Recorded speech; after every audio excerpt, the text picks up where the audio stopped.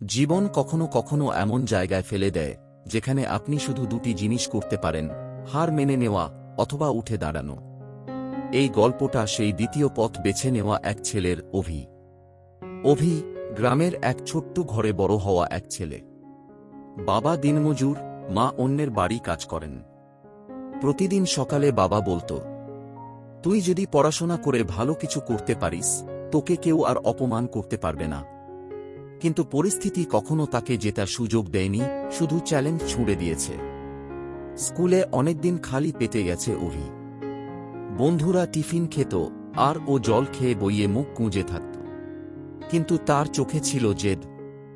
আমি একদিন কিছু করব, নিজের জন্য, বাবার জন্য, মায়ের জন্য। রাত 11টা পর্যন্ত মোমবাতির আলোয় পড়ে, যখন বাড়িতে বিদ্যুৎ থাকত না তখনও। উচ্চ মাধ্যমিকে এসে ভালো ফল করে, কিন্তু কলেজে ভর্তি হতে টাকা নেই। বন্ধুদের বাবা মা প্রাইভেট কলেজে ভর্তি করে দেয়। অভি সবার কাছে ছোট হয়ে যায়, অনেকে বলে ও পারবে না, ওর জায়গা চায়ের দোকানে। এই কথাগুলোই আগুন হয়ে ঢুকে যায় অভির হৃদয়ে। অভি শুরু করল লড়াই, বই ধার করে পড়ে, সরকারি লাইব্রেরিতে যায় এবং প্রতিদিন নিজের সময়কে টুকরো টুকরো করে কাজে লাগায়।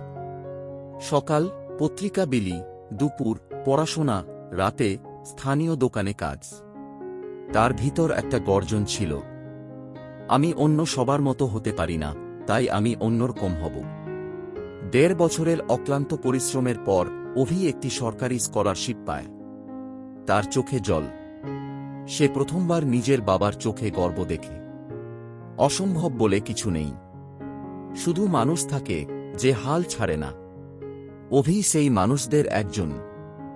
জীবন আপনাকে বারবার ফেলে দেবে, কিন্তু আপনি যতবার দাঁড়াবেন ততবার আপনি নিজের গল্প লিখবেন, ঠিক অভির মতো।